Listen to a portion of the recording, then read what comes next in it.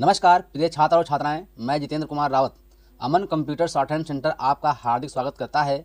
जो छात्र और छात्राएं सिंह प्रणाली शॉर्ट हैंड पूरी किताब पढ़ चुके हैं और उस किताब के मैटर की भी शॉर्ट हैंड डिक्टेशन स्पीड बना चुके हैं और उन्हें अधिक शॉर्ट हैंड डिक्टेशन स्पीड बनानी है तो संपर्क करें, क्योंकि हमने रामधारी गुप्ता की किताब में से 203 पेज डिक्टेशन के लिए हैं, जो प्रत्येक पेज में 400 शब्द हैं, जिनका डिक्टेशन 60, 80, 100 व 120 शब्द प्रति मिनट की स्पीड से 400 व 800 शब्दों पर दिया गया है।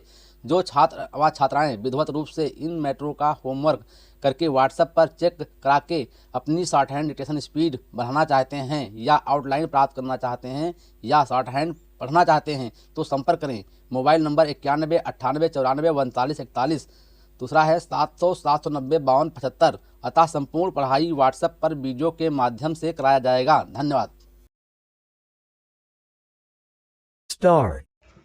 सभापति महोदय, अब मैं आर्थिक मामलों पर आना चाहता हूं। मैं अधिक समय नहीं लूँगा। इस बात को सभी स्वीकार करेंगे कि तीव्र गति से हमारी आर्थिक प्रगति हो, इसका प्रबंध किया जाना चाहिए।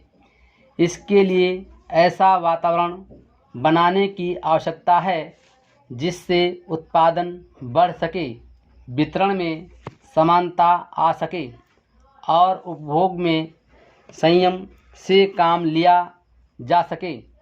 हर बजट को और हर प्रकार प्रस्ताव को इसी कसौटी पर कसा जाएगा।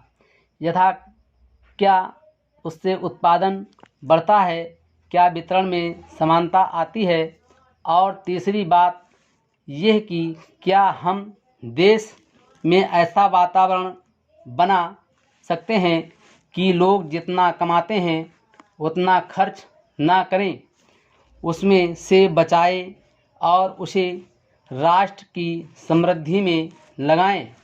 अगर इस कसौटी पर सरकार की आर्थिक नीतियां कसी जाएं तो मुझे लगता है कि उसमें पर्याप्त सुधार की गुंजाइश है।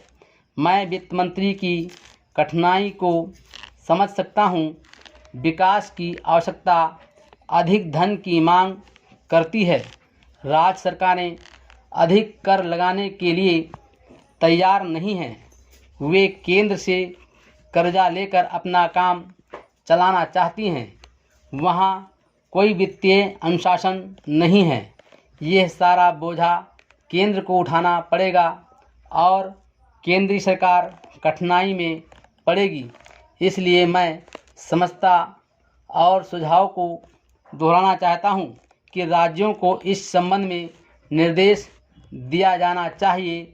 संविधान के अंतर्गत केंद्र इन राज्यों को निर्देश दे सकता है कि वो अपने साधनों के अंतर्गत अपने खर्च को चलाएं। केंद्र के कर्ज पर निर्भर नहीं रहना चाहिए। विशेष परिस्थितियों में कर्जा दिया जा सकता है, लेकिन कर्जा लेकर अपना काम चलाना ये उनका स्वभाव नहीं बनना चाहिए।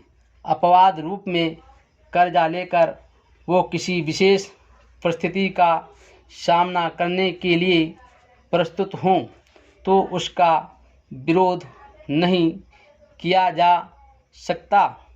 दूसरी बात यह है कि देश में सादगी और संपत्ति को उड़ाने के बजाय उसे उत्पादक कार्यों में लगाने का वातावरण बनाना चाहिए।